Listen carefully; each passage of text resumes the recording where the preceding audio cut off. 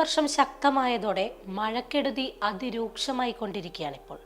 യമുന നദിയിലെ ജലനിരപ്പ് ക്രമാതീതമായി ഉയർന്നതോടെ ഡൽഹി വീണ്ടും പ്രളയ ഭീതിയിലായിരിക്കുകയാണ്. നദിയിലെ ജലനിരപ്പ് അപകടനില പിന്നിട്ടതിനെ തുടർന്ന് ഡൽഹിയിൽ ഇപ്പോൾ കനത്ത ജാഗ്രത ഏർപ്പെടുത്തിയിട്ടുണ്ട്. യമുന നദിയിലെ ജലനിരപ്പ് 206.44 ഉയർന്നതോടെ ഓൾഡ് യമുന ബ്രിഡ്ജ് അടച്ചിട്ടുമുണ്ട്.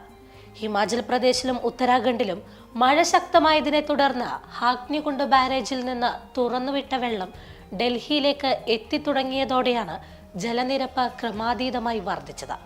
ഇതോടെ ഓൾഡ് റെയിൽവേ ബ്രിഡ്ജ് വഴിയുള്ള ഗതാഗതം നിർത്തിവെച്ചിരിക്കുകയാണിപ്പോൾ. പ്രധാന റോഡുകളിൽ വെള്ളക്കെട്ട് രൂപപ്പെടുന്നത് തടയാൻ ITO ബാരേജിന്റെ എല്ലാ ഗേറ്റുകളും തുറക്കുവാനുള്ള ശ്രമം സൈന്യത്തിന്റെ സഹായത്തോടെ പുരോഗമിക്കുകയാണ്.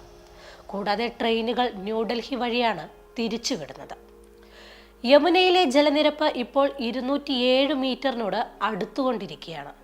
ഇതോടെ താഴ്ന്ന പ്രദേശങ്ങൾ വീണ്ടും വെള്ളത്തിനടിയിലാകാൻ സാധ്യതയുണ്ടെന്നും മുന്നറിയിപ്പ് നൽകിയിട്ടുണ്ട്.